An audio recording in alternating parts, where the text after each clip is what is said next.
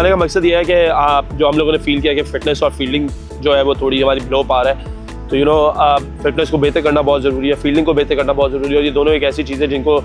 Neglect नहीं किया जा सकता। तो इस कैंप का पर्पज़ यही है कि जो हमारे पास ये 7 दिन है उसमें हम लोग ट्रेनिंग पे और जो फील्डिंग है और फिटनेस है उसके ऊपर हम लोग जो है वो ज़्यादा फोकस करें।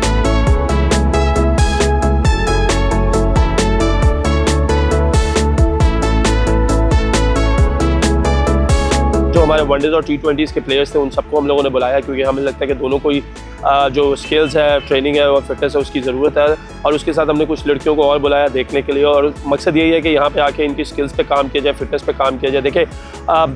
जो हमने किया साउथ अफ्रीका में, जैसे हमारी टीम खेली, हमें लगता है कि उसमें इनकी उम्र ज़्यादा पोटेंशियल है इनमें और ये उससे ज़्यादा अच्छा परफॉर्म कर सकती है। उस वजह से हमें चाहिए कि हम इन लोगों को जो है वो ज़्यादा से ज़्यादा प्रैक्टिस दें, और यही वजह कि मतलब हम लोगों को अभी एक दिन नहीं आए हुए और हम लोग जो है वो दोबारा से कैंप कर रहे हैं।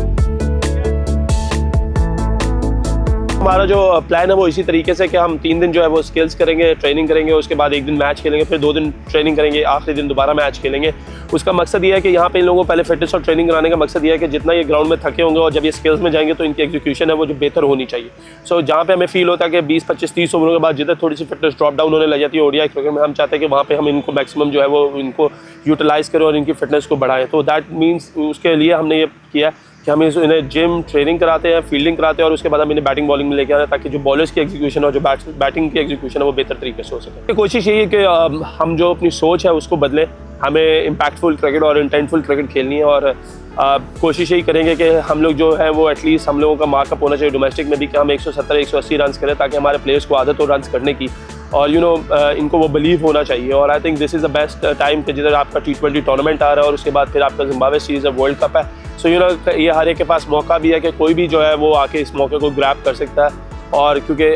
There are still we feel कि there are places which has to be fulfil, and I think it will be an ideal way कि यहाँ से कैंप करके वो जब जाएंगी डोमेस्टिक टूर्नामेंट में वहाँ पे परफॉर्मेंस के और अपने आप को जो है वो सिलेक्शन के लिए जो है वो